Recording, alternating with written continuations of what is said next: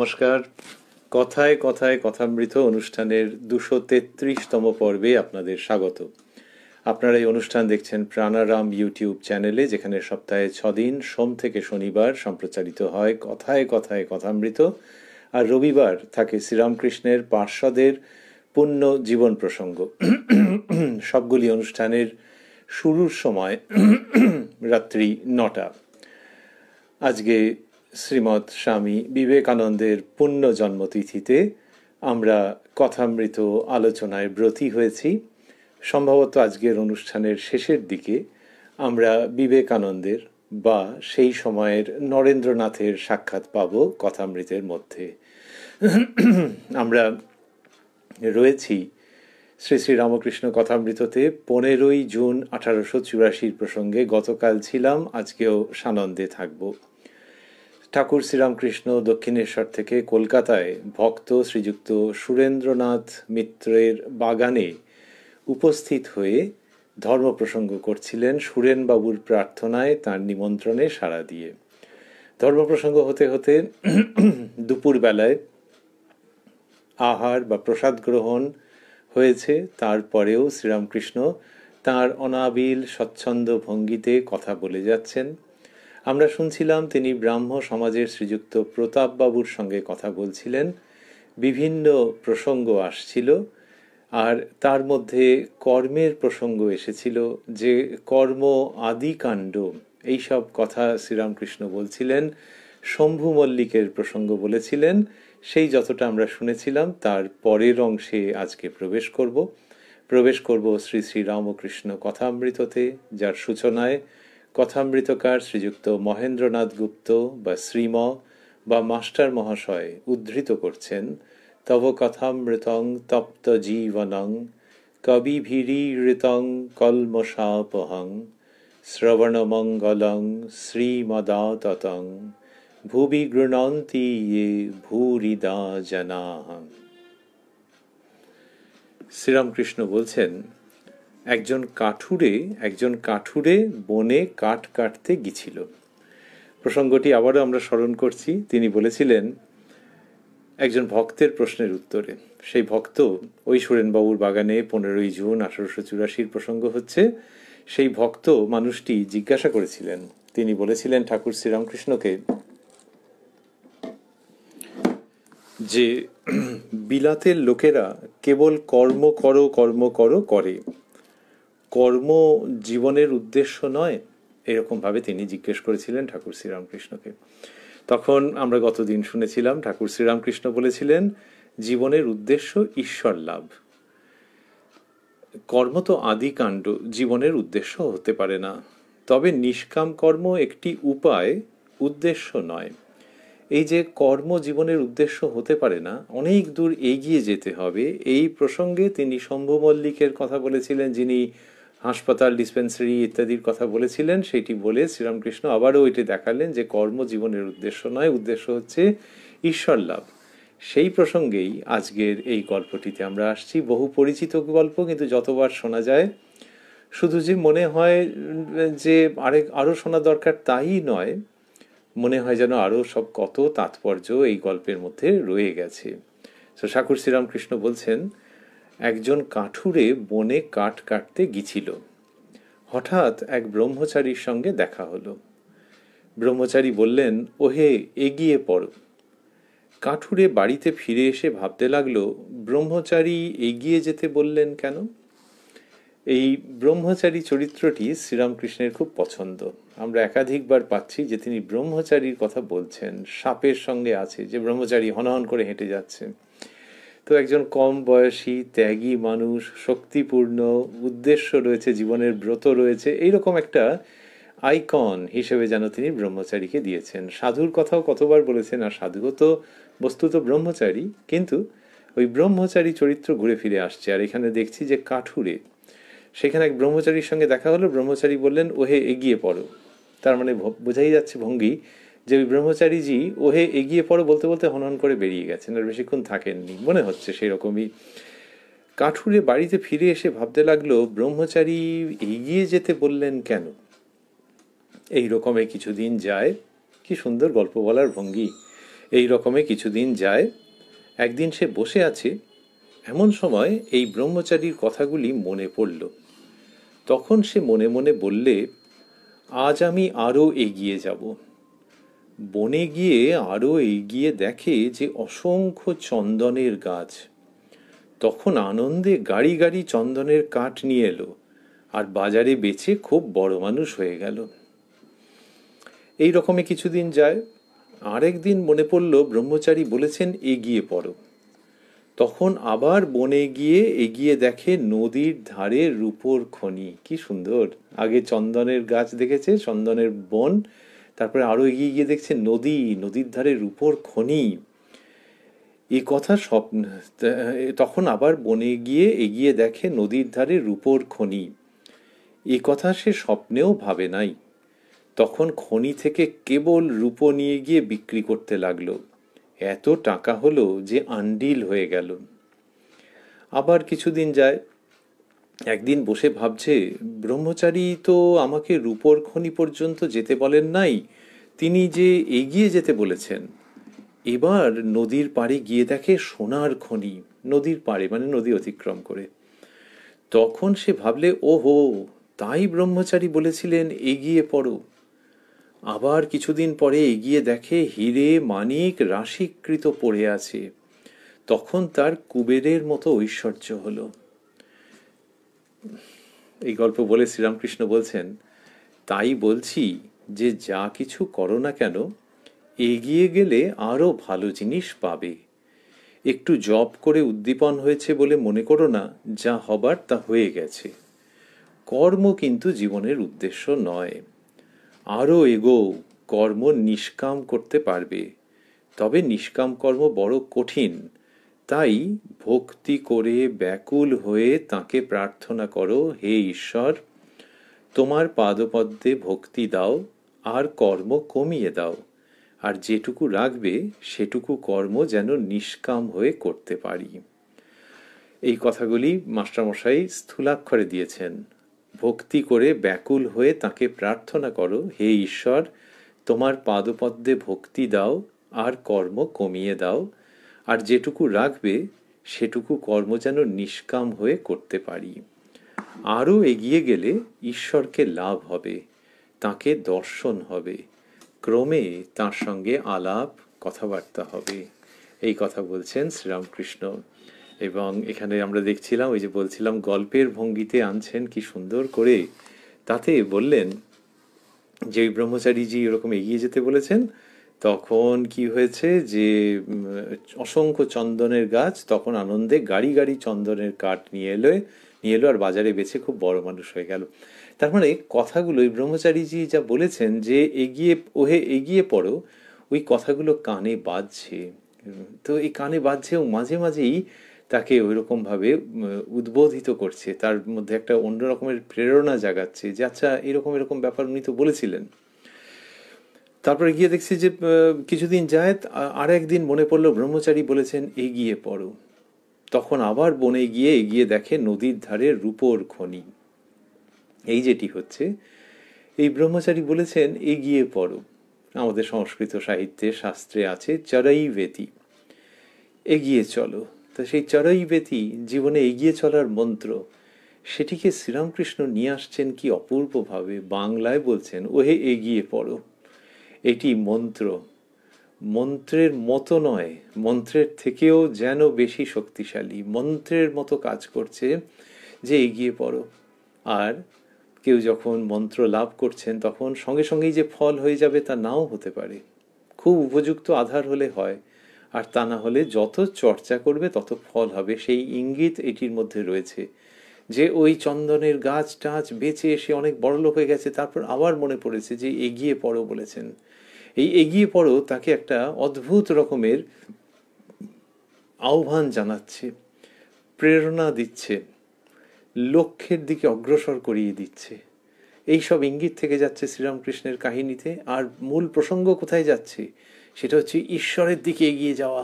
এই যা যা পাচ্ছ এগুলোকে ছাড়িয়ে ছাড়িয়ে, এই যে কাজ করতে ভালো লাগছে, লোককল্যাণ, এও এক রকমের জানবে এখান থেকেও এগিয়ে যাওয়া যায়। আর কালকের অনুষ্ঠানে আমরা শুনেছি যে রজগুণ বন্ধন ও তামসিকতা নিয়ে আসে, তমগুণকে নিয়ে আসে, আরও এগিয়ে যাও। তাহলে এই যে ভেতরে যদি মানুষের জন্য কিছু করবার ইচ্ছে থাকে সেটা ঠিক আছে, আরও এগিয়ে যেতে হবে। যদি কেউ বলে যে নিষ্কামভাবে, বলে হলো তো বুঝলাম, কিন্তু নিষ্কামভাবে করাও সহজ নয়। আর উদ্দেশ্য কি মানুষের কল্যাণ? উদ্দেশ্য ঈশ্বর লাভ। ঈশ্বর লাভ হলে সব হবে, বাবুর সঙ্গে আলাপ হলে সব হবে, কিন্তু এগোতে হবে। ওই জায়গাটাকে গল্পের মধ্যে দিয়ে আনছেন, কিন্তু কথাগুলি থেকে যাচ্ছে মন্ত্রের শক্তিতে। তো বললেন যে তখন আবার বনে গিয়ে এগিয়ে দেখে নদীর ধারে রূপোর খনি।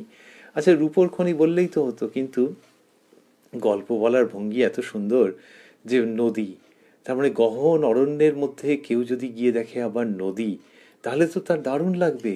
তা সেইটা শ্রীরামকৃষ্ণ দেখাচ্ছেন যে ওখানে আবার নদী, মানে গল্পের মেজাজটা পুরো থাকছে। যদি একটা অ্যানিমেশন করা হয় যে আরও এগিয়ে যাচ্ছে এগিয়ে যাচ্ছে, কি একটা নদী, কি বিস্ময়, সে একা আর ওই নদীকে দেখছে। এই গল্প শ্রীরামকৃষ্ণ যখন বলছেন, পুরো আধ্যাত্মিক শক্তি এবং সৌন্দর্যের লহরী নিয়ে এই গল্প আমাদের কাছে উপস্থিত হচ্ছে। বলছেন নদী, নদীর ধারে কি বলছেন? বলছেন নদীর ধারে রূপোর খনি। এই কথা স্বপ্নেও ভাবে নাই, ভাবেই নি এরকম। তা এরকম মানুষ যখন বাস্তব জীবন, যে কর্মমুখর জীবন লোকে বলে বাস্তব জীবন, তা তার মধ্যে যখন থাকে, তখন ওই ঐশ্বরিক জীবন ভাবতেও পারে না, ঐশ্বরিক জীবন ভাবতেও পারে না। কিন্তু যখন এগোয় তখন দেখে কি অপূর্ব, কি অপূর্ব। ওই জঙ্গল, মনের মাঝখানে জঙ্গল। তো এই যে বলা হচ্ছে বন জঙ্গলের মধ্যে সেই লোকটি যাচ্ছে, আসলে মন জঙ্গলের মধ্যে মানুষকে এগোনোর প্রেরণা দিচ্ছেন গুরুরূপী শ্রীরামকৃষ্ণ। সেইখানে এগোতে এগোতে দেখবে আরে বাবা, নদী, কি সব অপূর্ব অপূর্ব স্থান মনের মধ্যে রয়েছে। আর বললেন গল্পে যে তখন খনি থেকে কেবল রূপো নিয়ে গিয়ে বিক্রি করতে লাগলো। একটি প্রাপ্তবয়স্ক ম্যাচিওর্ড মানুষকে, সাধক সাধিকাকে বলা যায়, আবার একটি ক্লাস 3 কি 4 এর বাচ্চা ছেলে বা মেয়ের কাছেও এই গল্প পরিবেশন করা যায়। এমনই এর শক্তি, সামর্থ্য, বিশালতা, প্রসার। তখন খনি থেকে কেবল রূপো নিয়ে গিয়ে বিক্রি করতে লাগলো। এত টাকা হলো যে আন্ডিল হয়ে গেল।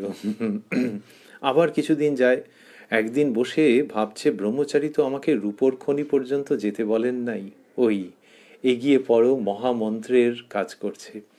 তিনি যে এগিয়ে যেতে বলেছেন, এবার নদীর পাড়ে গিয়ে দেখে সোনার খনি। তখন সে ভাবলে, ওহো, তাই ব্রহ্মচারী বলেছিলেন এগিয়ে পড়ো। তারপর আরও গিয়ে পরবর্তীকালে আরও গিয়ে দেখছে হিরে মানিক রাশিকৃত হয়ে পড়ে আছে। তখন তার কুবেরের মতো ঐশ্বর্য হলো, হিরে মানিক সমস্ত বনের মধ্যে পড়ে আছে। আচ্ছা, এরকম হয়? হ্যাঁ, হয়তো, শ্রীরামকৃষ্ণ বলছেন। আর তিনি প্রচলিত গানও গেয়েছেন, কত মণি পড়ে আছে ওই চিন্তা মণির নাচ দুয়ারে। তো ওই যেতে হবে, তো গেলে তবে পাওয়া যাবে। তো এইখানে দেখাচ্ছেন যে সেই কাঠুরে এগিয়ে যাচ্ছেন এবং এইসব পেটে তার কুবেরের মতো ঐশ্বর্য হলো। তাহলে যখন মানুষ ঈশ্বরকে প্রাপ্ত হয় তখন তার ওই ঐশ্বর্য হয়, এবং সেইটা অনেক এগিয়ে যেতে হয়, এগিয়ে গেলেই হয়। তাহলে এখানে কি রইল? যে দুটো জিনিস রইল। একটা হচ্ছে যে সে ভরসা করে এগোচ্ছে, তারপরে এগোতে গেলে পরিশ্রম করতে হয়। তো বনের মধ্যে এগোনো কি সহজ কথা নাকি? কত ভয় লাগে। এমনিতেই বনের মধ্যে একটা অদ্ভুত আওয়াজ থাকে, সেই আওয়াজেই লোকের ভয় লেগে যায়। ওই আওয়াজ নিয়ে কাব্য হতে পারে, কিন্তু যদি কেউ বনের মধ্যে যান গহন অরণ্যে, তখন যে একটা অদ্ভুত আওয়াজ থাকে, তাতে ভয় লেগে যেতে পারে। কিন্তু আচ্ছা, এইটা একটা গেল। আরেকটা হচ্ছে বনের মধ্যে তাকে বন ভেদ করে করে যেতে হচ্ছে। তো কোনোদিন কেউ ওইখানেতে যায়নি, তো সে তার মানে কত সংগ্রাম করে তাকে এগোতে হচ্ছে, এটা সরিয়ে ওটা সরিয়ে, তারপর কোথায় কি কাঁটা ঝোপ আছে সেই সমস্ত বিরুদ্ধে সংগ্রাম করে তাকে এগোতে হচ্ছে। তো মানুষেরও কি হয়েছে, মন জঙ্গলের মধ্যে জন্ম জন্মান্তর ধরে ওই গভীরে তো যাওয়া হয়নি, সেই জন্য যাওয়ার জন্য কত রকমের সংগ্রাম, কত ভয়। সেই গহন অরণ্যে যখন প্রবেশ করছেন কেউ, তা সেইটাই সংগ্রাম, দন্তস্ব দিয়ে তারই অন্য নাম সাধনা। এইটা একটি দিক। আরেকটি দিক হচ্ছে গুরু বাক্যে বিশ্বাস। ওই যে তিনি বলেছেন এগিয়ে পড়ো, ওইটাতে বিশ্বাস। ও কিসের ভয়, কিসের কাঁটা ঝোপ, কিসের জন্তু জানোয়ার, গুরু বাক্যে ভরসা করে বিশ্বাস করে সেই কাঠুরে এগিয়ে যাচ্ছেন। ওই জন্য বলছিলাম, আমরা ভাবছিলাম যে 3-4 ছেলে মেয়ের মনোজগৎকেও অধিকার করতে পারে, আবার প্রাপ্তবয়স্কের অন্তঃকরণের ঈশ্বরের সিংহাসনে ঈশ্বরকে উপবেশন করাতে পারে, ঈশ্বরকে প্রতিষ্ঠা করতে পারে, সেই রকম গল্প তা সেখানে বলছেন। ওই রকম তাহলে ওই গুরুর বাক্যের উপরে বিশ্বাস রেখেছেন যে ওহে এগিয়ে পড়ো, তিনি বলে গিয়েছিলেন, সেটার উপর বিশ্বাস করে সংগ্রাম সাধনা করছেন, করে এই অবস্থা হচ্ছে যে তার কুবেরের মতো ঐশ্বর্য হলো। তাই বলছি যে যা কিছু, শ্রীরামকৃষ্ণ বলছেন, তাই বলছি যে যা কিছু করো না কেন, এগিয়ে গেলে আরো ভালো জিনিস পাবে। জিনিস, এই হচ্ছে গল্পের ভঙ্গি। পুরো গল্পের ভঙ্গিটা রেখে দিয়েছেন এখানে। পরমার্থ ইত্যাদি দুম করে বললেন না। আমরা আমাদের মতো বোঝবার চেষ্টা করছি যখন, তখন ওইভাবে বলছি। উনি কিন্তু গল্পের যে মোড়ক, গল্পের যে ফরম্যাট, সেটাকে পুরোপুরি রেখে দিচ্ছেন। তাই বলছি যে যা কিছু করো না কেন, এগিয়ে গেলে আরো ভালো জিনিস পাবে। একটু জব করে যেটা দিয়ে প্রসঙ্গ চলছিল সেটিতে আসছেন। সেটি হচ্ছে কি বলছেন যে ওইটা করতে করতে তিনি বললেন যে তাই বলছি যে যা কিছু করো না কেন, এগিয়ে গেলে আরো ভালো জিনিস পাবে। একটু জব করে উদ্দীপন হয়েছে বলে মনে করো না যা হবার তা হয়ে গেছে। হ্যাঁ, কর্ম কিন্তু জীবনের উদ্দেশ্য নয়। তা বলছেন যে কর্ম জীবনের উদ্দেশ্য নয়, আরো এগো, কর্ম নিষ্কাম করতে পারবে। তা বলছেন যে আরো এগোলে কর্ম নিষ্কাম করতে পারবে। তা সেই ওই প্রসঙ্গটি থাকছে যে কর্মটা জীবনের উদ্দেশ্য নয়, ওটা আদিকাণ্ড, এরকম বলেছেন। তবে আরো এগো, কর্ম নিষ্কাম করতে পারবে বলেই ওখানটাতে আবার সাবধান করে দিচ্ছেন। বলছেন তবে নিষ্কাম কর্ম বড় কঠিন, তাই ভক্তি করে ব্যাকুল হয়ে তাকে প্রার্থনা করো, হে ঈশ্বর তোমার পাদপদ্মে ভক্তি দাও আর কর্ম কমিয়ে দাও। আর যেটুকু রাখবে সেটুকু কর্ম যেন নিষ্কাম হয়ে করতে পারি। এইটা শ্রীরামকৃষ্ণ শেখাচ্ছেন, যে যেটুকু রাখবে সেটুকু কর্ম যেন নিষ্কাম হয়ে করতে পারি। তাহলে ওইটাই থেকে যাচ্ছে বক্তব্যের মধ্যে। আর বললেন যে আরো এগিয়ে গেলে ঈশ্বরকে লাভ হবে, আরো এগিয়ে গেলে ঈশ্বরকে লাভ হবে, তাকে দর্শন হবে, ক্রমে তার সঙ্গে আলাপ কথাবার্তা হবে। তো এই যে আরো এগিয়ে যাওয়া, আর ঘুরে ফিরে ওই প্রসঙ্গটা থাকছে যে কর্মটাই জীবনের উদ্দেশ্য, এরকম ভাবে ভেবো না। কর্ম নিয়ে এগোচ্ছ, তারপরে হচ্ছে যে নিষ্কাম ভাবে কর্ম করবার চেষ্টা করো, কিন্তু যেন যে নিষ্কাম কর্ম সহজ নয়, কোথা থেকে অহং এসে পড়ে। তাই ওই সময় যখন কর্ম সকাম থেকে নিষ্কাম হচ্ছে, সেই সময়, সেই শুভ সময় ঈশ্বরের কাছে প্রার্থনা যে হে ঈশ্বর তোমার পাদপদ্মে ভক্তি দাও আর কর্ম কমিয়ে দাও, আর যেটুকু রাখবে সেটুকু কর্ম যেন নিষ্কাম হয়ে করতে পারি। তার মানে সেটুকুনি কর্মের অবসান হয়ে গেলেই তোমাকে, যাতে আমি পুরোপুরি প্রাপ্ত হতে পারি। আমাদের শাস্ত্রে তো অনেক রকম বলা আছে যে কর্ম, কর্মের ফল, যেসব কর্ম বাকি আছে সেগুলির ফল এই জীবনে কোনটা কি ফল প্রসব করছে, এই সমস্ত জায়গায় শ্রীরামকৃষ্ণ এই সাধারণ উক্তিটি, এই কমন উক্তিটি নিয়ে আসছেন যে ঈশ্বরের কাছে প্রার্থনা করা যে ওই কর্ম কমিয়ে দাও, যেটুকুনি আছে নিষ্কামভাবে করতে পারি। তার মানে এই কর্মের চক্রের যেন অবসান হয়, কর্ম যেন শেষ হয়ে যায়। যেটুকুনি কর্ম হাতের কাছে আছে, যেটুকুনি কমিট করা আছে, কথা দেওয়া আছে, সেই কর্মটুকুনি করব, করে যেন শেষ হয়ে যায়, তারপর তোমাকে পেয়ে যাব। আর অন্যত্র শিখিয়েছেন যে প্রথমে এক হাতে কর্ম করো, আরেক হাতে তাকে ধরে থাকো, যখন সময় হবে তখন দু হাতে তাকে ধরবে। তাহলে এই কর্মগুলো কি ভেসে যাবে? সেটা তিনি সুন্দরভাবে নিরসন করে রেখেছেন যে না, যিনি জগৎ সংসার চালাচ্ছেন তিনিই বুঝবেন। আর ঈশ্বরের প্রতি কামনা, ভক্তি, এগুলো কামনার মধ্যে নয়। সুতরাং তুমি স্বার্থপরের মতো কিছু এড়িয়ে চলে যাচ্ছ, এরকম কোনো আশঙ্কা নেই। সব দিক দিয়ে খুব একটি সুগ্রথিত ধর্মবাণী তথা মর্মবাণী।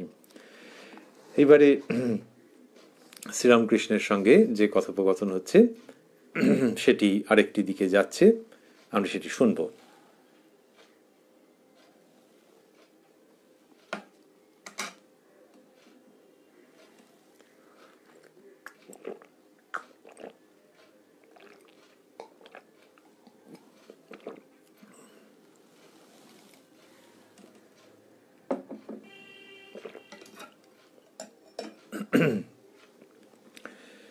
মাস্টারমশাই লিখছেন, কেশবের স্বর্গলাভের পর মন্দিরের বেদী লইয়া যে বিবাদ হয়, এইবার তাহার কথা পড়িল শ্রীরামকৃষ্ণ প্রতাপের প্রতি। শুনছি তোমার সঙ্গে বেদী নিয়ে নাকি ঝগড়া হয়েছে। যারা ঝগড়া করেছে তারা তো সব হরে পেলা পঞ্চা, সকলের হাস্য। তার মানে ওটা নিয়ে ওরকম মন খারাপ করো না। ভক্তদের প্রতি, দেখো প্রতাপ অমৃত এসব শাঁখ বাজে, আর যা সব শুনো তাদের কোনো আওয়াজ নাই, সকলের হাস্য। তা প্রতাপবাবুকে ওরকম বলছেন আর কি, যে উপেক্ষা করো, ইগনোর করো, ওইরকমভাবে ওইটা বেশি মনের মধ্যে রেখো না। বেদি নিয়ে, মানে ব্রাহ্ম সমাজের বেদি, আচার্যের আসন, তো সেইটি নিয়ে যারা ঝগড়া করেছে তাদেরকে উপেক্ষা করো, ও মনের মধ্যে পুষে রেখো না। বললেন দেখো প্রতাপ অমৃত এসব শাঁখ বাজে, আর যা সব শুনো তাদের কোনো আওয়াজ নাই, সকলের হাস্য। প্রতাপবাবু এটাতে একটুখানি লজ্জা পেয়ে গেছেন, তাকে উচ্চ স্থান দেওয়া হচ্ছে বলে তিনি বলছেন, মাস্টারমশাই লিখছেন, প্রতাপ মহাশয় বাজে যদি বললেন তো আবের কষিও বাজে। তার মানে হচ্ছে যে শাঁখের মর্যাদা দিয়েছেন, তাই বলছেন যে সে তো অন্যগুলোও বাজে, এরকমভাবে প্রতাপবাবু বললেন, নিজের সুখ্যাতি হচ্ছে এটা শুনে। এইবার শ্রীরামকৃষ্ণ বলছেন, মাস্টারমশাই লিখছেন, শ্রীরামকৃষ্ণ প্রতাপের প্রতি, দেখো তোমাদের ব্রাহ্ম সমাজের লেকচার শুনলে লোকটার ভাব বেশ বোঝা যায়। লেকচার শব্দটি স্থূলাক্ষরে। এক হরিসভায় আমায় নিয়ে গিয়েছিল। আচার্য হয়েছিলেন একজন পণ্ডিত, তার নাম সামাধ্যায়ী। বলে কি ঈশ্বর নিরস, আমাদের প্রেম ভক্তি দিয়ে তাকে সরস করে নিতে হবে। এই কথা শুনে অবাক। তখন একটা গল্প মনে পড়ল। একটি ছেলে বলেছিল, আমার মামার বাড়িতে অনেক ঘোড়া আছে, এক গোয়াল ঘোড়া। এখন গোয়াল যদি হয় তাহলে কখনো ঘোড়া থাকতে পারে না, গরু থাকাই সম্ভব।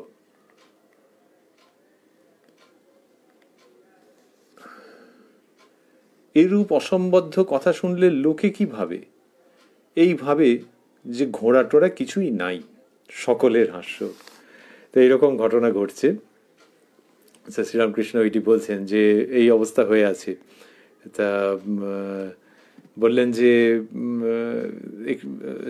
সামাধ্যায়ী পণ্ডিত ব্যক্তি, তা তিনি কি বলেছেন, তিনি ওরকম বলেছেন যে ঈশ্বর নিরস, আমাদের প্রেম ভক্তি দিয়ে তাকে সরস করে নিতে হবে। তো শ্রীরামকৃষ্ণ বলছেন যে এই সবগুলো কি, এই কথা কি করে হলো, যে একটু বাদেই বলবেন যে এই তো একটা অদ্ভুত কথা। তা তার আগে বলছেন যে এটা শুনে ওইটা মনে পড়ে গেল। তখন একটা গল্প মনে পড়লো, সে বলেছিল যে আমার মামার বাড়িতে অনেক ঘোড়া আছে, এক গোয়াল ঘোড়া একটা ছেলে বলেছিল। তাহলে গোয়ালে আবার ঘোড়া থাকবে কিরকম ভাবে? তা এরূপ অসম্বদ্ধ কথা শুনলে লোকে কি ভাবে? এইভাবে যে ঘোড়া টোড়া কিছুই নাই, সকলের হাস্য। একজন ভক্ত ঘোড়া তো নাই, গরুও নাই, সকলের হাস্য।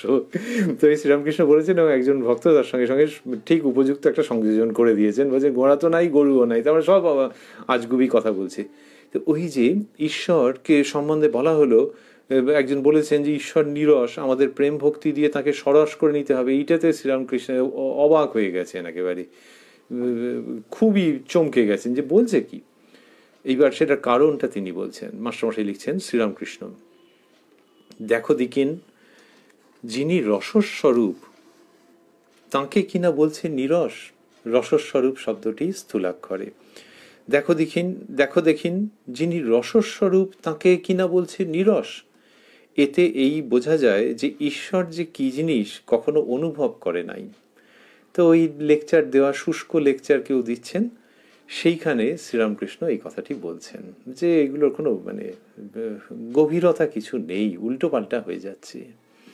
শ্রীরামকৃষ্ণ প্রতাপের প্রতি, দেখো তোমায় বলি, তুমি লেখাপড়া জানো, বুদ্ধিমান গম্ভীর আত্মা। কেশব আর তুমি ছিলে যেন গৌর নিতাই দু ভাই। কেশববাবুর দেহত্যাগ হয়েছে, তা শ্রীরামকৃষ্ণ বলছেন প্রতাপবাবুকে যে কেশব আর তুমি ছিলে যেন গৌর নিতাই দু ভাই। লেকচার দেওয়া, তর্ক ঝগড়া বাদ বিসম্বাদ এসব অনেক তো হলো, আর কি এসব তোমার ভালো লাগে? এখন সব মনটা কুড়িয়ে ঈশ্বরের দিকে দাও, ঈশ্বরেতে এখন ঝাঁপ দাও। এই কথা বলছেন। তা বললেন যে এই সব ঝগড়া বিবাদ বিসম্বাদের মধ্যে আর থেকো না, এবারে ঈশ্বরেতে ঝাঁপ দাও। তখন প্রতাপবাবু বলছেন, মাস্টারমশাই লিখছেন, প্রতাপ আজ্ঞা হাঁ, তার সন্দেহ নাই, তাই করা কর্তব্য। তবে এসব করা তার নামটা যাতে থাকে, মানে কেশববাবুর কথা। শ্রীরামকৃষ্ণ হাসিয়া, তুমি বলছো বটে, তার নাম রাখবার জন্য সব করছো, কিন্তু কিছুদিন পরে এ ভাবও থাকবে না। একটা গল্প শোনো। এত মানে সঙ্গে সঙ্গে তিনি গল্প বলছেন যে খুব অবাক করে দেওয়া, এবং গল্পগুলো একেবারে অন্য রকমের। এইসব গল্প হাটে মাঠে বাজারে ছিল, শ্রীরামকৃষ্ণ শুনেছেন এরকম আমাদের মনে হয় না। কারণ থাকলে তো অন্য কোনো না কোনো সূত্রে পাওয়া যেত, লোককথার মধ্যে বা অন্যত্র কোথাও যদি থাকতো। সেরকমভাবে কোথাও পাই না আমরা এইসব গল্প। এগুলি একদম ওই উপলক্ষে যেন তৈরি। বা শ্রীরামকৃষ্ণ যেরকম বলতে ভালোবাসতেন যে মা রাস ঠেলে দেন, সেটি হয়তো যে শ্রী শ্রী ভবতারিণী শ্রীরামকৃষ্ণের শ্রীমুখে এই সমস্ত গল্প দিয়ে দিচ্ছেন। যেভাবেই ভাবি না কেন, গল্পগুলো কীরকম অপূর্ব, অদ্ভুত, সুন্দর। একজন লোকের, বলছেন ঠাকুর গল্প বলছেন, একজন লোকের পাহাড়ের উপর একখানা ঘর ছিল, কুঁড়ে ঘর। অনেক মেহনত করে ঘরখানি করেছিল। কিছুদিন পরে একদিন ভারী ঝড় এলো। কুঁড়ে ঘর টলটল করতে লাগলো। তখন ঘর রক্ষার জন্য সে ভারী চিন্তিত হলো। বললে, হে পবনদেব, দেখো ঘরটি ভেঙো না বাবা। পবনদেব কিন্তু শুনছেন না, ঘর মরমর করতে লাগলো। তখন লোকটা একটা ফিকির ঠাওরালে। তার মনে পড়ল যে হনুমান পবনের ছেলে। ঠাকুর শ্রীরামকৃষ্ণ বলছেন ফিকির ঠাওরালে। তার মনে পড়ল যে হনুমান পবনের ছেলে। যাই মনে পড়া অমনি ব্যস্ত হয়ে বলে উঠল, বাবা ঘর ভেঙো না, হনুমানের ঘর দোহাই তোমার। মানে ছেলের নাম নিয়েছে, তারপর আবার ঘর ভাঙে। ঘর তবুও মরমর করে, কে বা তার কথা শুনে। অনেকবার হনুমানের ঘর করার পর দেখলে যে কিছুই হলো না। তখন বলতে লাগলে, বাবা লক্ষণের ঘর, তাতেও হলো না। তখন বলে, বাবা রামের ঘর, দেখো বাবা ভেঙো না, দোহাই তোমার। তাতেও কিছু হলো না। ঘর মরমর করে ভাঙতে আরম্ভ হলো। তখন প্রাণ বাঁচাতে হবে। লোকটা ঘর থেকে বেরিয়ে আসবার সময় বলছে, যা শালার ঘর। এইরকম গল্প শ্রীরামকৃষ্ণ বলছেন। এ 1884 ভঙ্গি না 2021 ভঙ্গি বলা মুশকিল। চির নতুন প্রসঙ্গ। তা ওই নানান রকম সে ট্রাই করে দেখেছে, বিভিন্ন দেবতার নাম করে, যে কোনটা ক্লিক করে যায়। কিছুতেই কিছু হচ্ছে না। তখন অরিজিনাল ভাষা তার মুখ দিয়ে বেরিয়ে পড়েছে। তো মনের মধ্যে সেটা আছে কিনা, নাকি ওই বলছেন যে লোকটা একটা ফিকির ঠাওরালে, তো ওই ফিকির করে কিছু বলছে নাকি, তাহলে বেশি দূর কাজ হবে না। তো শ্রীরামকৃষ্ণ ওইটা দেখাচ্ছেন এবং দেখিয়ে বলছেন এই যে কেশববাবুর নাম প্রচার করবার জন্য করবেন, এইটা বলেছেন প্রতাপবাবু। তো ওইখানটাতে বলছেন আর কি, শ্রীরামকৃষ্ণ ইঙ্গিতটা আনছেন যে কেশবের নাম প্রচার, এটা যে বলছো, এটা কি তুমি খুব সিরিয়াস আছো? ওই রকমভাবেই কি ভাবছো যে ওটা হবে?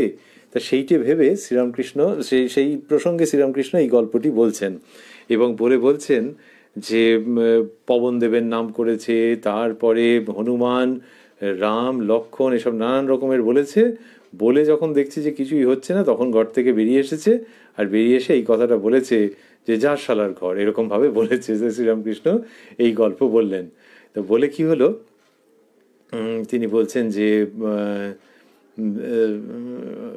প্রতাপবাবুকে বলছেন, প্রতাপের প্রতি, মাস্টারমশাই লিখছেন, প্রতাপের প্রতি, কেশবের নাম তোমায় রক্ষা করতে হবে না।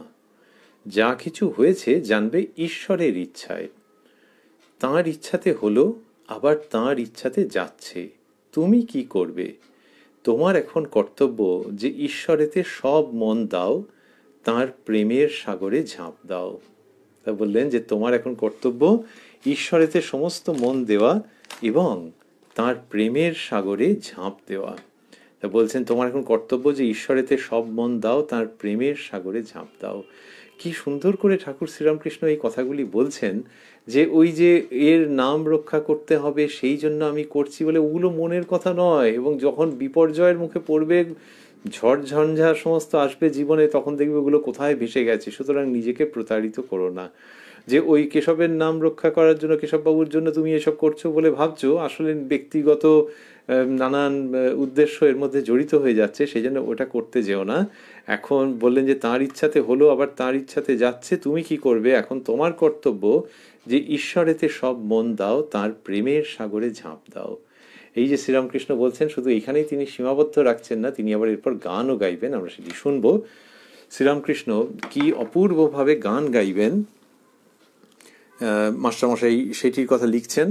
বলছেন, এই কথা বলিয়া ঠাকুর সেই অতুলনীয় কণ্ঠে মধুর গান গাইতে লাগিলেন। বলছেন, এই কথা বলিয়া ঠাকুর সেই অতুলনীয় কণ্ঠে মধুর গান গাইতে লাগিলেন। শ্রীরামকৃষ্ণের গলা অপূর্ব ছিল, সেই কণ্ঠস্বর ধ্বনিত হচ্ছে এবং কি হচ্ছে, অতুলনীয় কণ্ঠে মধুর গান গাহিতে লাগিলেন। কিরকম গান? ডুব ডুব ডুব রূপসাগরে আমার মন, তলাতল পাতাল খুঁজলে পাবি রে প্রেম রত্নধন। তো ঠাকুর শ্রীরামকৃষ্ণ গান গাইছেন এবং সেটি হচ্ছে, ডুব ডুব ডুব রূপসাগরে আমার মন, তলাতল পাতাল খুঁজলে পাবি রে প্রেম রত্নধন। তো এই শ্রীরামকৃষ্ণ গাইছেন, বোঝাই যাচ্ছে যে এক অনবদ্য পরিবেশ সৃষ্ট হচ্ছে। কীরকম যে সুরেন্দ্রবাবুর বাগান, আমরা খেয়াল রাখছি যে দুপুরবেলায় খাওয়া দাওয়া হয়ে গেছে, প্রসাদ ধারণ হয়েছে, তারপরে কথাবার্তা হচ্ছে এবং সেখানে ঠাকুর শ্রীরামকৃষ্ণ এই জীবনের উদ্দেশ্য ঈশ্বর লাভ সেটিকে বলছেন। বলতে বলতে যে না, অমুকের নাম রক্ষার জন্য তুমি এসব করছো, নানান রকম এবং বাদ বিবাদ বিসংবাদের মধ্যে জড়িয়ে পড়ছো, এগুলো আর করো না, প্রচুর হয়েছে, এখন তুমি ঈশ্বরের জন্য একেবারে ঝাঁপ দাও, তোমার কর্তব্য যে ঈশ্বরেতে সব মন দাও, তার প্রেমের সাগরে ঝাঁপ দাও বলেই এই গান গাইলেন। যে গানটা দিয়ে যেন কি সুন্দর করে প্রসঙ্গটা একটা জায়গায় গিয়ে উপনীত হচ্ছে। যে ওই 15ই জুন 1884 যখন সুরেন্দ্রবাবুর ওখানে কথা হচ্ছে বাগানে, তার মানে আমরা ভাবতেই পারি যে সুন্দর হাওয়া দিচ্ছে, বাগানে তো গাছপালা কত রয়েছে, তার মধ্যে হাওয়া দিচ্ছে। আর শ্রীরামকৃষ্ণ যখন সঙ্গীত পরিবেশন করছেন তার সেই অতুলনীয় কণ্ঠে, তখন সেই সঙ্গীতের সুবাতাসও যেন সমস্ত পরিবেশকে অন্য রকমভাবে প্রাণবন্ত করে তুলছে। তিনি গাইছেন, ডুব ডুব ডুব রূপসাগরে আমার মন, তলাতল পাতাল খুঁজলে পাবি রে প্রেম রত্নধন। আবার রত্নধনের প্রসঙ্গ আসছে, একটু আগে কাঠুরের কথা আমরা শুনছিলাম। তো শ্রীরামকৃষ্ণ এই গান গাইছেন, গেয়ে তারপর মাস্টারমশাই লিখছেন প্রতাপের প্রতি, তিনি বলছেন প্রতাপের প্রতি গান শুনলে লেকচার ঝগড়া ওসব তো অনেক হলো। বলছেন যে লেকচার ঝগড়া ওসব তো অনেক হলো, এখন ডুব দাও, আর এ সমুদ্রে ডুব দিলে মরবার ভয় নাই। বললেন যে এখন ডুব দাও, আর এ সমুদ্রে ডুব দিলে মরবার ভয় নাই। এই যে অমৃতের সাগর, মনে করো না যে এতে মানুষ বেহেড হয়, মনে করো না যে বেশি ঈশ্বর ঈশ্বর করলে মানুষ পাগল হয়ে যায়। এটা বলছেন এই যে অমৃতের সাগর। তো শ্রীরামকৃষ্ণ কি সুন্দর করে এটি দেখাচ্ছেন। বলছেন এই ওই যে ডুব দিতে বলেছেন, বললেন এখন ডুব দাও, তারপরেই বলছেন আর এ সমুদ্রে ডুব দিলে মরবার ভয় নাই। এ যে অমৃতের সাগর, মনে করো না যে এতে মানুষ বেহেড হয়, মনে করো না যে বেশি ঈশ্বর ঈশ্বর করলে মানুষ পাগল হয়ে যায়। তো এই ভরসা দিচ্ছেন শ্রীরামকৃষ্ণ। কোনটা? ওই যেহেতু তাকে বলেছেন যে গান শুনলে লেকচার ঝগড়া ওসব তো অনেক হলো, এখন ডুব দাও, বলে নিজেই বলছেন যে ডুবলে ভয়ের কিছু নেই। এই যে অমৃতের সাগর, এই কথা বলেছেন। তা বললেন আবার ওই বাক্যটি শুনি আমরা, মনে করো না যে এতে মানুষ বেহেড হয়, মনে করো না যে বেশি ঈশ্বর ঈশ্বর করলে মানুষ পাগল হয়ে যায়।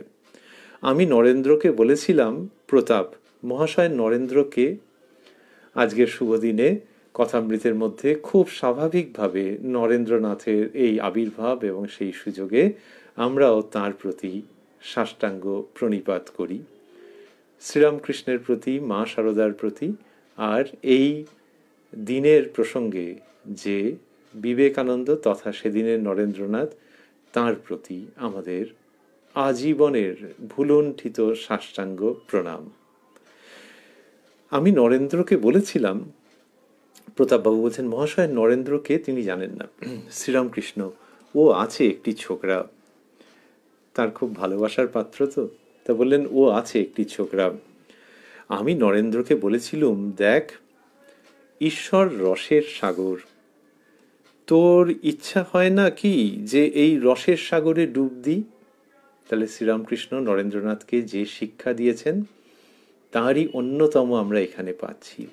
তোর ইচ্ছা হয় না কি যে এই রসের সাগরে ডুব দিই? আচ্ছা, মনে কর এক খুলি রস আছে, তুই মাছি হয়েছিস, তা কোনখানে বসে রস খাবি? নরেন্দ্র বললে, আমি খুলির কিনারায় বসে মুখ বাড়িয়ে খাবো। আমি জিজ্ঞাসা করলুম, কেন? কিনারায় বসবি কেন? সে বললে, বেশি দূরে গেলে ডুবে যাব আর প্রাণ হারাবো। তখন আমি বললুম, বাবা, সচ্চিদানন্দ সাগরে সে ভয় নাই। এ যে অমৃতের সাগর, ওই সাগরে ডুব দিলে মৃত্যু হয় না, মানুষ অমর হয়। ঈশ্বরেতে পাগল হলে মানুষ বেহেড হয় না। এই কথাগুলি স্থূলাক্ষরে। ঈশ্বরেতে পাগল হলে মানুষ বেহেড হয় না। এইসব কথা শ্রীরামকৃষ্ণ বলছেন, এবং বলছেন তাঁর প্রাণপ্রিয় নরেন্দ্রনাথকে। বললেন, ও আছে একটি ছোকরা। নরেন্দ্রনাথের প্রসঙ্গে এলো। আমি নরেন্দ্রকে বলেছিলুম, দেখ, ঈশ্বর রসের সাগর। এই ঈশ্বর কথাটি বলছেন, আবার একটু বাদেই বলবেন সচ্চিদানন্দ সাগর। তাহলে ওই ঈশ্বর এবং সচ্চিদানন্দ অভেদ। শ্রীরামকৃষ্ণ বলতেন, তোমরা যাকে ব্রহ্ম বলো আমি তাকেই কালী বলে কই। তা নরেন্দ্রনাথের সঙ্গে তার সেই গল্পের মাধ্যমে শিক্ষাদান শুরু হচ্ছে। এই প্রসঙ্গে বলছেন যে, দেখ, ঈশ্বর রসের সাগর, তোর ইচ্ছা হয় নাকি যে এই রসের সাগরে ডুব দিই? এবার এই যে ডুব যে দেবে, কোনখানে ডুব দেবে সেই প্রসঙ্গ আনছেন প্রশ্নের মধ্য দিয়ে।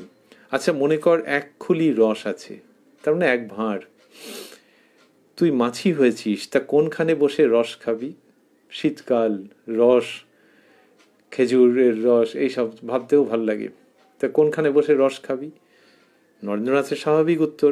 শ্রীরামকৃষ্ণ বলছেন, নরেন্দ্র বললে, আমি খুলির কিনারায় বসে মুখ বাড়িয়ে খাবো। আমি জিজ্ঞাসা করলুম, কেন? কিনারায় বসবি কেন? সে বললে, বেশি দূরে গেলে ডুবে যাব আর প্রাণ হারাবো। তখন আমি বললুম, বাবা, সচ্চিদানন্দ সাগরে সে ভয় নাই। ভঙ্গি বদলে গেল কিন্তু, বাবা। তাহলে বাবা মানে এরপরে তুমি, এইরকম যেন প্রসঙ্গ আসছে, আরো গাঢ় হয়ে যাচ্ছে, সেই আন্তরিকতার জায়গা থেকে এইটি আসছে। তখন আমি বললাম, বাবা, সচ্চিদানন্দ সাগরে সে ভয় নাই। এই যে অমৃতের সাগর, ওই সাগরে ডুব দিলে মৃত্যু হয় না, মানুষ অমর হয়। কি অপূর্ব যে ওইরকম নিয়ে গেছেন, লিডিং কোয়েশ্চেন, প্রসঙ্গটার দিকে নিয়ে গেছেন, যে ঈশ্বর রস হয়েছেন এবং বলছেন যে ঈশ্বর রসের সাগর। আর বলছেন এক খুলি রস আছে, মনে কর তুই মাছি হয়েছিস, কোনখানে? তিনি বলছেন, আমি খুলির কিনারায় বসে মুখ বাড়িয়ে খাবো। তখন বলছেন, না, উনি বলছেন বেশি দূরে গেলে ডুবে যাবো আর প্রাণ হারাবো। তখন আমি বললাম, বাবা, সচ্চিদানন্দ সাগরে সে ভয় নাই। এই যে অমৃতের সাগর, ওই সাগরে ডুব দিলে মৃত্যু হয় না, মানুষ অমর হয়। এই অসাধারণ গল্প শ্রীরামকৃষ্ণের। গল্প বলি, জীবন সত্য বলি, জীবনের লক্ষ্য নির্দেশ করা বলি, অপূর্ব আনন্দে সাধন জীবন ভরিয়ে দেওয়া বলি, সবই এবং তার থেকেও আরো অনেক বেশি কিছু। নরেন্দ্রনাথের কাছে শ্রীরামকৃষ্ণ এইরকম ভাবে বলছেন যে সচ্চিদানন্দ সাগরে যে কোনো জায়গায় ডুব দেওয়া যায়। এর মানে কি? এর মানে হচ্ছে যে ঈশ্বরকে নিয়ে বা সচ্চিদানন্দকে নিয়ে যখন আনন্দ, তাকে যখন দেখতে পেয়েছো, তার কাছে যখন উপস্থিত হওয়ার সুযোগ এসে গেছে, তখন আর অগ্রপশ্চাৎ বিবেচনা করো না, ওই যে বিচার করো না। অগ্রপশ্চাৎ বিচার করলে ওইটা আসছে, বেশি দূরে গেলে ডুবে যাব আর প্রাণ হারাবো, ওই মাছির জায়গার থেকে। তো শ্রীরামকৃষ্ণ বলছেন, না, সচ্চিদানন্দ সাগর, এতে ডুবলে তুমি প্রাণ হারাবে না, এতে ডুব দিলে মৃত্যু হয় না, মানুষ অমর হয়। তার মানে জীবনে যখন ওই শুভক্ষণ উপস্থিত হবে, ঈশ্বর সচ্চিদানন্দ যিনি তুমি বলো না কেন, তাকে প্রাপ্ত হওয়ার আহ্বান আসবে, লক্ষণ সূচিত হবে, শুভ সময় এসে উপস্থিত হবে তোমার জীবনে, তখন আর আগু পিছু অনেক বিচার, অনেক হিসেব করো না, না করে একেবারে সেই সচ্চিদানন্দ সাগরে ডুব দাও। ডুব দাও। এই হিসেব, সাংসারিক হিসেব নিকেশ করতে যেও না, জগতের হিসেব নিকেশ করতে যেও না, তুমি ডুব দাও, আর ডুব দিলে অমৃত পাবে, অমর হবে। এই কথা শ্রীরামকৃষ্ণ নরেন্দ্রনাথকে বলেছিলেন সেটি প্রতাপবাবুর কাছে কি জন্য বলছেন? বলছেন ওই জন্যে যে ওই কি বলছো কেশবের নাম যাতে থাকে সেই জন্য তুমি এসব করছো, এইগুলো করতে যেও না, তুমি একেবারে ঝাঁপ দাও। আর দিয়ে বললেন যে আমি নরেন্দ্রকে বলেছিলাম। প্রতাপ মহাশয় নরেন্দ্র কে? আমরা আজকে এইখানে শেষ করব কথামৃতের আলোচনার অনুষ্ঠান। আজকের মতো আমরা রয়েছি উদ্বোধন কার্যালয়ে প্রকাশিত শ্রী শ্রী রামকৃষ্ণ কথামৃতের 457 পৃষ্ঠায়। ঠাকুর শ্রীরামকৃষ্ণের কৃপা সাপেক্ষে আমরা আবার কাল মিলিত হব কথায় কথায় কথামৃত অনুষ্ঠানে রাত্রি 9টায় প্রাণারাম ইউটিউব চ্যানেলে। আমরা রয়েছি 15ই জুন 1884 প্রসঙ্গে শ্রীযুক্ত সুরেন্দ্রনাথ মিত্র মহাশয়ের বাগানে, রয়েছি শ্রীরামকৃষ্ণের সান্নিধ্যে তাঁরই পদপ্রান্তে। আর তিনি যে বলছেন যে আমি নরেন্দ্রকে বলেছিলাম, তখন প্রতাপবাবু বলছেন মহাশয় নরেন্দ্র কে? আচ্ছা, এই প্রশ্নটা কেন দেওয়া হলো? যদি বাকিটা হতো যে আমি নরেন্দ্রকে বলেছিলাম যে ঈশ্বর রস আর তুই মাছি হয়েছিস ইত্যাদি ইত্যাদি, তাহলে চলতো। তো মাস্টারমশাই যে দিয়েছেন সেটি প্রতাপবাবু এখানটাতে ইন্টারাপ্ট করেছিলেন বলেই দিয়েছেন হয়তো, কিন্তু আমাদের কাছে আজকের এই বিশেষ দিনে নতুন তাৎপর্য নিয়ে উপস্থিত হচ্ছে এই বাক্য বা এই জিজ্ঞাসাটি, মহাশয় নরেন্দ্র কে? সত্যি সত্যি স্বামী বিবেকানন্দ কে? এই প্রশ্ন শ্রীরামকৃষ্ণের কাছেই বোধহয় উত্তর জেনে নিতে হয়, যিনি বলেছিলেন অন্যত্র আছে যে সেই সপ্তর্ষি মণ্ডলের মধ্যে শ্রেষ্ঠ ঋষি, আর সেখানকার যে জ্যোতি, সেই জ্যোতির একাংশ ঘনীভূত হয়ে একটা কি সুন্দর দেখতে বাচ্চা ছেলে, সেই বাচ্চা ছেলে গিয়ে ওই ঋষির গলা জড়িয়ে ধরে কি আকুল হয়ে প্রার্থনা জানিয়েছিল যে আমি যাচ্ছি তুমিও এসো।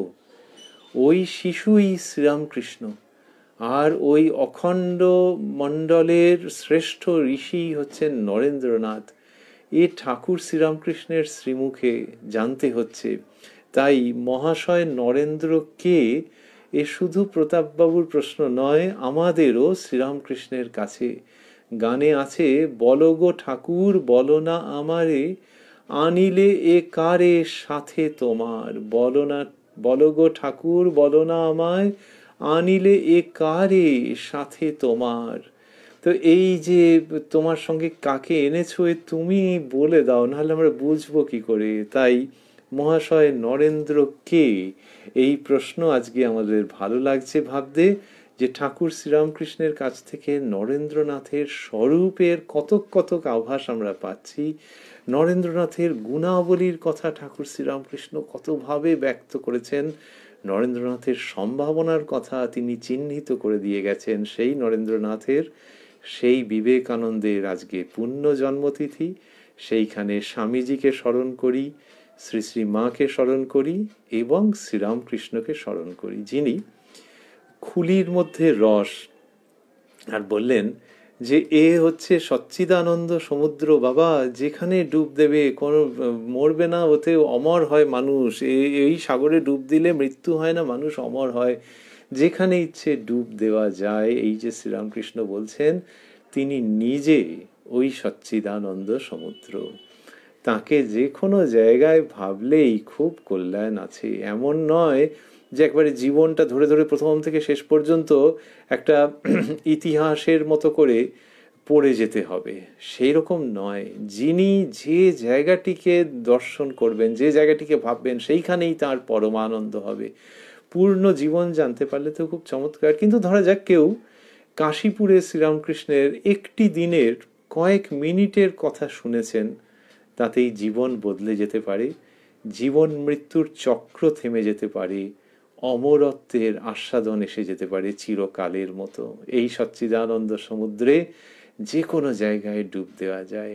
1, 2, এই সমুদ্রে ডুব দেওয়ার জন্যে ওরকম আগু পিছু ভাবতে নেই।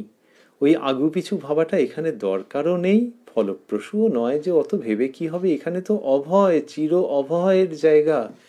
সেই জন্য সাংসারিক যে হিসেব নিকেশ, সেইটা ঠাকুর শ্রীরামকৃষ্ণের শ্রীপাদপদ্মে যখন কেউ ঝাঁপ দিতে যাচ্ছেন তখন আর ওগুলো দরকার হয় না। কেন? অভয় পদে প্রাণ সঁপলে আর কিছু ভয় নাই, জমের ভয় আর থাকে না, মানুষ অমর হয়। আর কি? আর হচ্ছে যে ওই ঠাকুর বলতেন ভাগবত ভক্ত ভগবান, তিনে এক, একে তিন। তো এই তাঁর ভগবানের প্রসঙ্গ, ভক্ত এবং ভগবানের কথা যেখানে লেখা আছে সেই ধর্মগ্রন্থ অর্থাৎ ভাগবত, তিনটি এক, একে তিন, অভেদ। শ্রীরামকৃষ্ণের কথা আমরা যেখানে পাচ্ছি সেই শ্রী শ্রী রামকৃষ্ণ কথামৃত শ্রীরামকৃষ্ণের সঙ্গে অভেদ। শ্রীরামকৃষ্ণ যেমন ওই অনন্ত সচ্চিদানন্দ সমুদ্র, এই কথামৃতও তেমনি। এর শুরু শেষ বলে ওরমভাবে কিছু বলা যায় না। যখন শুরু হচ্ছে, মাস্টারমশাই যখন কথামৃত রচনা শুরু করছেন, যে ঠাকুর শ্রীরামকৃষ্ণকে দর্শন করলেন, তো সেটাই শুরু। কিসের শুরু? তার তো দেখেই মনে হলো যে যেন সাক্ষাৎ শুকদেব কি শ্রীচৈতন্যকে দর্শন করছেন, সাক্ষাৎ সুখদেব বসে কথা বলছেন, অথবা শ্রীচৈতন্য পুরী ক্ষেত্রে রামানন্দাদি ভক্ত সঙ্গে হরিনাম করছেন। তাহলে এখানে ওই কালের ব্যাপারটা তো কেমন হয়ে গেল, 1882-তে দেখা, কিন্তু সেইখান থেকে ওই পিছিয়ে গেলেন। তাই কালের দ্বারা বদ্ধ নয়, স্থানের দ্বারা বদ্ধ নয়। এই যে পাত্রপাত্রী যারা আসছেন তারাও যে মুখ্য তা নন। এই শ্রী শ্রী রামকৃষ্ণ কথামৃতের মধ্যে অনন্ত সমুদ্র, যে স্থান আছে, কাল আছে, পাত্র আছে, আবার এটি স্থান কাল পাত্রের দ্বারা বদ্ধ নয়, এর কোনো সীমানা সেরমভাবে দেওয়া যায় না। এবং সেই জন্যেই যখন কোনো মানুষ কথামৃত পড়েন, কেউ হয়তো প্রথম থেকে পড়ছেন, পরপর পরপর পড়তে পড়তে অগ্রসর হচ্ছেন, আবার কেউ জীবনের কোনো বিপর্যয়ের সময়, বিপদের সময়, আশঙ্কার সময় কথামৃতকে অবলম্বন করেছেন, যেন বুকে জড়িয়ে ধরেছেন আর একটা পাতা খুলেছেন। কত মানুষের হয়েছে যে যেখানটা খুলেছেন এমন এমন বস্তু পাচ্ছেন যে মন প্রাণ ভরে গেছে, জীবনের সংশয়ের সমস্যার নিরসনের আলো দেখতে পাচ্ছেন। ওই যে কোনো জায়গায় ডুব দেওয়া যায়, আড়ায় বসে মুখ বাড়িয়ে খাওয়ার দরকার নেই। ওই শ্রীরামকৃষ্ণ যেমন সচ্চিদানন্দ সমুদ্র, তাঁরই ইচ্ছায়, তাঁরই ইঙ্গিতে মাস্টারমশাইয়ের দ্বারা রচিত শ্রী শ্রী রামকৃষ্ণ কথামৃত তেমনি। এর যে কোনো জায়গায় ঠাকুরের ভাষায় বলতে গেলে যে এই যে অমৃতের সাগর, ওই সাগরে ডুব দিলে মৃত্যু হয় না, মানুষ অমর হয়। তার মানে যে কোনো জায়গায় ডুব দেওয়া যায় আর রস পান করা যায় বা অমৃত পান করা যায়, ডুবে যাওয়ার ভয় নেই। পুরুষ হন, নারী হন, যে বয়সের হন, যে কাজের মধ্যে থাকুন, তিনি যে কোনো সময় বিপদে সম্পদে, রাত্রিতে সকালে, বছরের শেষে বছরের শুরুতে, যে কোনো সময় এই কথামৃত সাগরে ডুব দেবেন, তাঁরই মৃত্যু জয় হবে এবং তিনি অমরত্বের অংশীদার হতে পারবেন। এই যখন কিনা নিষ্ঠা নিয়ে, ব্যাকুলতা নিয়ে, পবিত্রতা নিয়ে কথামৃত সাগরে কেউ ডুব দেবেন। তাই আজকের এই শুভ দিনে আবারও আমরা ঠাকুর, মা, স্বামীজিকে আমাদের অন্তরের প্রণতি নিবেদন করে ভাবছি যে আমরা যেন ঠাকুর শ্রীরামকৃষ্ণকে ওই অনন্ত সচ্চিদানন্দ সমুদ্র রূপে, ওই রসসাগর রূপে আস্বাদন করতে পারি তাঁরই কৃপায়, এবং কথামৃত যেন সেই আস্বাদনের অন্যতম মাধ্যম হতে পারে, যে সাগরের মধ্যে, যে অমৃত সাগরের মধ্যে আমরা যে কোনো সময় যে কোনো জায়গায় ডুব দিতে পারি এবং অমৃত আস্বাদন করে জীবনকে চিরতরে ধন্য করতে পারি। ওং নিরঞ্জনং নিত্যম অনন্ত রূপং ভক্তানুকম্পাধৃত বিগ্রহং বৈ ঈশাবতারং পরমেশমিড্যং তং রামকৃষ্ণং শিরসা নমামঃ।